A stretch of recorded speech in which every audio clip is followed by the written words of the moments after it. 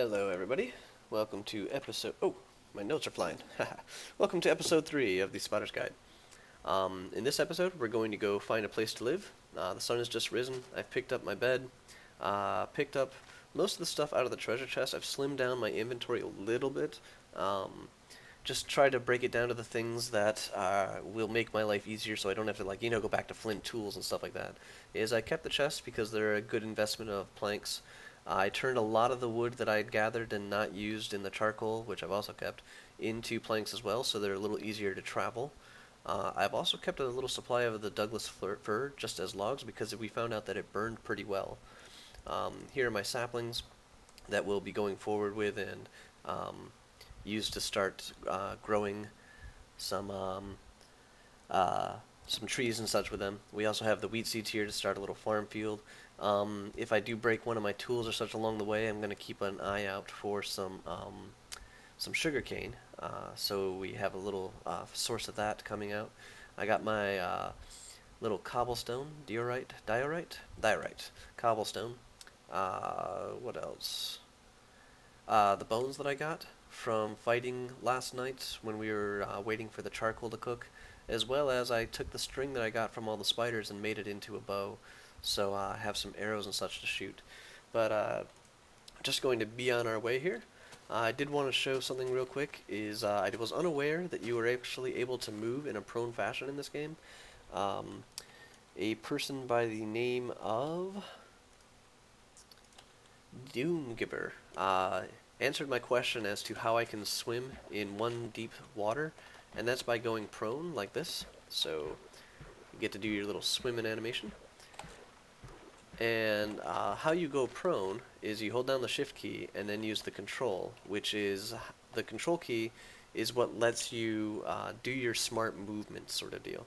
And I just wanted to show that this lets you get into locations you might not normally be able to get through. I mean, that was a 1 block wide entrance that you were able to crawl down and go through. Here I can climb onto an edge that's too high and move that way. So this is going to just be a very handy way to, it just enhances your movements. You can go through that little hole if you get down and crawl, because now I can get down and crawl. So anywho, I'm going to look for a location to call home, and I'm heading off into this plains area.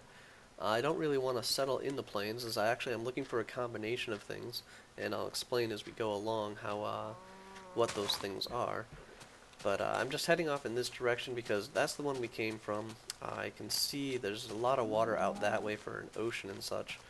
So hopefully this way will produce some interesting geography. The world creation is back to providing some very, very nice looking environments for us. So what I'm looking for is lightstone like that. We're looking for granite. One of the things that gets us out of the Stone Age and into the Bronze Age is going to be tin, and tin comes from an ore called cassiterite. This ore only spawns in granite, so naturally we are looking for a certain amount of granite in our environment. But that's not the only thing that I'm looking for. In order to shape the metal, we also need anvils, and we can't use metal to shape metal until we actually get an anvil to be able to create the ingots and such that we need to make our metal tools. And what you need for that is igneous rock. Specifically for the upper elevations, I'm looking for igneous extrusive rock, which just means that it's a magma type material. Oh, that's some good set of jumps. Magma type material that has gone into the air and cooled down, so it's a fairly hard rock, and we can make our anvils out of it. So we're looking for those two horses. So apparently they're all taking a great big group, another group of horses. Those are all taking a group bath over there while shunning the ones over here. Oh, a little foal in the middle, or in the side there. I'm actually going to steer clear of them. I do not have the materials needed to tame or harness a horse in any way, and that big one there is kind of eyeing me. In general, they'll stay away from you, but if you encroach upon them a little too much, they'll actually come at you, and I really do not want to be on the receiving end of a horse attack right now. So, Back to what we're looking for. Covered the granite. The igneous rock for the anvils is what we're looking for as well, and basalt's one of the most common. It's a very dark rock, and I'm actually looking for it as we're walking through here, even though it may not look apparent. And I'll explain to you now how I'm doing this. Is the color of the dirt, believe it or not, as well as these. These are our little blocks of flint that appear all over the place, and they give away what kind of rock are on the first layer of the area that we're in. Right now we're doing fairly light rock here, or fairly light dirt and fairly light rocks. So it's a chance that this is cobblestone, or granite here. So if we could dig down or just find an open, there we go, find an open surface. See how it looks a little pinkish now, it's got a bit of a hue to it. So we'll just check this out real quick. Phyllite, that's not granite. So we'll keep on moving. But we're looking for so a really light rock and a really dark rock, and we would prefer them to be somewhat close together, so I don't have to constantly go, oh, today we're going to be walking out to our basalt quarry, you know, or something of that nature. So just keeping an eye out, and if this does get too long, me just wandering around trying to look for a location, I will try and shorten the video so you don't have to watch, but always be aware that I update, oh well, I update the wiki, have to take a peek at that. I update the wiki to have a little matching guide for each of these episodes, so if you don't want to watch the episode, you know, I can drone on a little bit, and that's just, you know, it's a waste of your time. You just want to see what I'm covering today. You can go to the wiki and it will give you a quick little text description of some of the key points in the video, and then links directly to the offsets of the video. So, what do we have here? Oh, lava pool.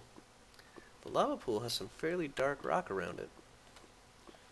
I am not, however, going to dig down into a lava pool, but I do want to show this real quick. Is you can see appearing around the lava are those yellow patches on the stones and the sand and such. That is sulfur. I'm not sure exactly what it's going to be used for. I don't think it has a purpose in the game right now. But it is good to note that that is a way to get it. It's also a nice way to spot underground lava fixtures like that. I have actually seen, you know, you'll just be wandering around and you'll see a thing of sulfur just like, you know, stuck right here to the edge, and you dig a couple of times and on the other side you will end up finding your pool of lava, and that's the kind of dirt we are looking for. That is a very dark rock and a very dark dirt. Let's give a quick little look here, do our little pickup swap. Dolomite. So not exactly the basalt I was talking about, but you can see the really dark hue. I wonder, yeah, there's a piece of flint. It's a really dark flint there, and I want to say it's from the ocean, because the ocean floor here looks pretty dark, and that looks pretty light over there. Actually, let me craft a boat real quick so I'm not swimming all the way around this edge here. Boats are made the exact same way they were before, so we'll just put down our little table. Let me use up that one extra piece of wood here, so if I see a reed, I can get it, or the sugar cane. Take my table back. The rock over here is looking pretty bright to me. Oh, am I stuck? There we go. Looking pretty a light colored. This very well could be granite. And I see our sun is starting to set. Got my bed ready though. Let's see if I can't hop out of my boat without destroying it after. Let me make a little bit more of a distance. Just in case I do destroy it. Let's see if I just can't cover a little more ground here. I don't want to build in an ocean. That's not intuitive to heating up metals and ores and stuff like that to create our tools that we're trying to get. The height, however, is conducive to that. You don't have to settle in a mountain, but I am looking for mountainy areas with this elevation because I do want to take advantage of that height. This looks like a good enough position. Yay, the boat's still in one piece. So I believe I saw some exposed rock right here. Give it a little tap. Granite, perfect. So we know down there, or out in that direction, there is some pretty dark stone. Dolomite, though. I'd have to look up and see if that's actually one of the ones that we wanted. Ooh, biomes. I'm going to leave that there. I'll mark it with a torch. And maybe I should actually sleep. There we go. Just give a quick little rest so we don't have to deal with any of the nasties while we're out and exploring and such. There we go.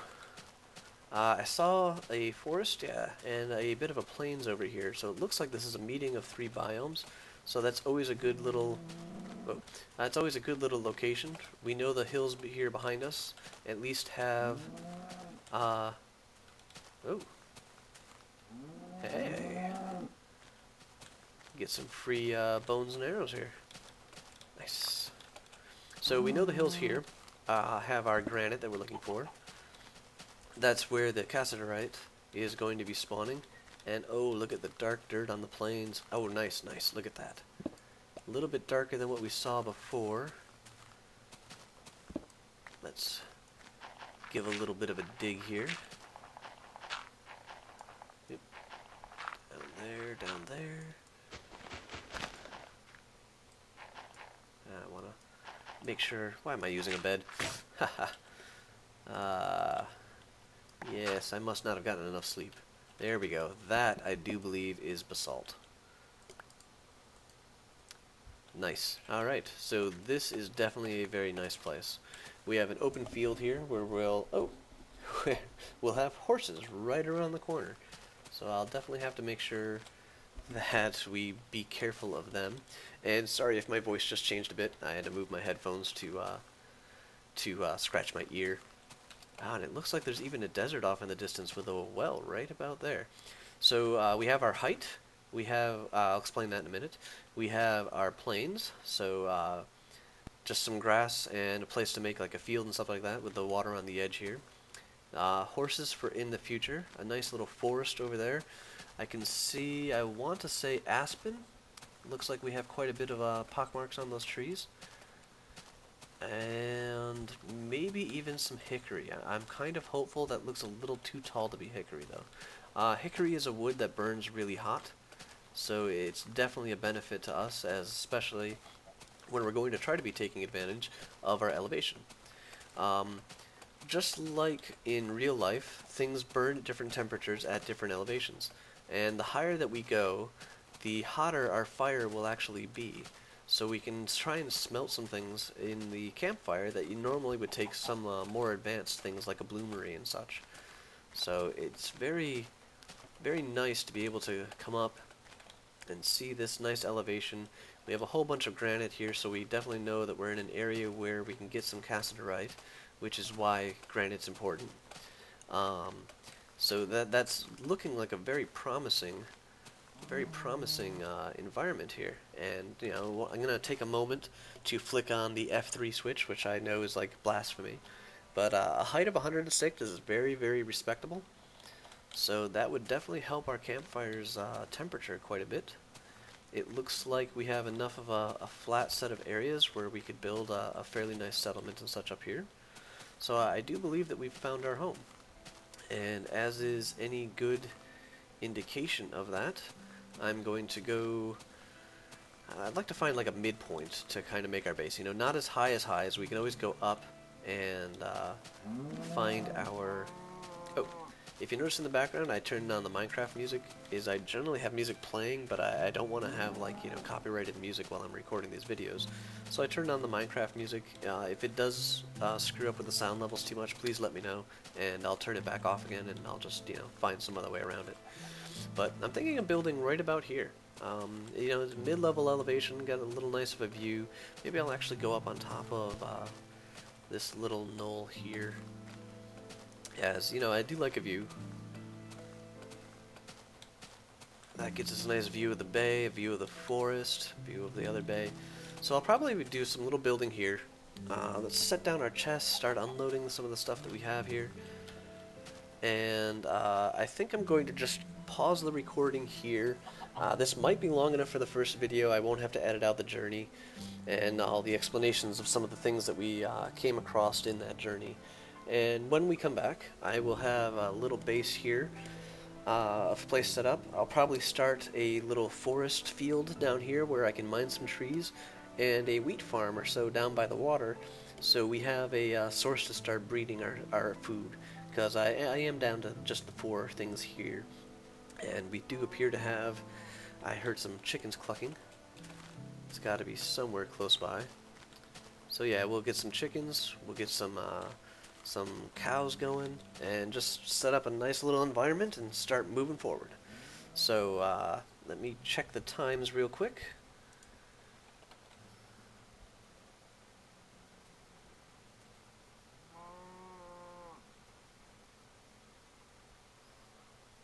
Yes, I got suddenly quiet as I'm trying to add up the times. So yeah, this I think is going to be good enough for the first episode. If not, I will be back and just give a little highlights of what we built. So I hope you've enjoyed this, and I'll talk to you either in a moment or a little while. Hello again. So I did having like about 4 or so minutes to hit the 20-minute mark on here, so I thought I'd just give a quick little update. I lied a bit. I said I was going to build over here. I decided to build on top of this spire here. Just had a bit of a nicer view, and I also discovered that I'm over a rather large clay-bottomed pond here. So that clay is going to be very handy as we move into using it for molds and stuff for our metal and such. What I have done is I've planted my trees, one of which have apparently already grown. I'm in desperate need of sticks here, as I'm making some fence posts and things. So, you know, you're doing the normal little harvesting thing. But I figured I'd show you what I had also discovered, is I forgot entirely about rivers. And rivers actually are a nice way to be able to set up a little sluice and pan for gold and such like that. So, what I ended up finding is that this little stream over here is a river. So that counts as a river, and over here near our wayward foal, he's giving me the evil eye, this also is a river. So this will come into play when we start doing some sort of I show you how to pan for gold or pan for iron. In this case is what we really would like from it. I'm not going to entirely expect that. But I've also set up a start of a wheat farm down here, and this is why I have the fence posts, is I've dug away from the water and just put in a little stream, and then I'm going to do a little 3x3 around it. I was originally thinking a little bit bigger, but this works for me, so we're going to do that, and I have no idea why that changed colors like that. Can't have that now. There we go. See if that happens with anything else. No, this reverts back. Alright, so found a new little interesting feature here. And there we go. We will definitely get that one on the notice, that we can change the color of the dirt by placing a piece of fence post on top of it. One of the limitations for planting the wheat here is why I did it, is we don't have buckets or anything at this point in time. I know they're coming down the line, they're just not here right now, so we're dealing with the situation as we can. And that sheep is just, oh. Sorry, sheepy. Yeah, sorry. There we go. So we're dealing with the situation as we can, and to that end, I find a source of water. I dig my little irrigation trench, and I have the water run in, and it works for those fields there. So this will be our little wheat farm. I'm going to set up a fence post that goes all the way around it, and along with some torches and such to keep it lit. Monsters, you know, they love the wheat field for some reason. This is going to be a supply of wheat for breeding mostly, and not really for eating. I found it easier to maintain a food supply by using it to breed, you know, chickens and cows and such like that. Oh, and our forest appears growing. We got a willow tree going now. So, look forward in the next episode. We're going to start exploring the trees over here. That is definitely aspen right there. And we'll see what other types of trees are around in the area. we'll be setting up a little quarry area somewhere for mining some of this the cobalt that is below us here. So a couple of other topics I'm hoping to get into there will be added into the wiki and such. So I hope you enjoyed this one. I'll see you again next time, and I'll keep on building my house up there a little bit, get this wheat field going, and probably set up a couple of pens for the creatures in an offline fashion. Talk to you later.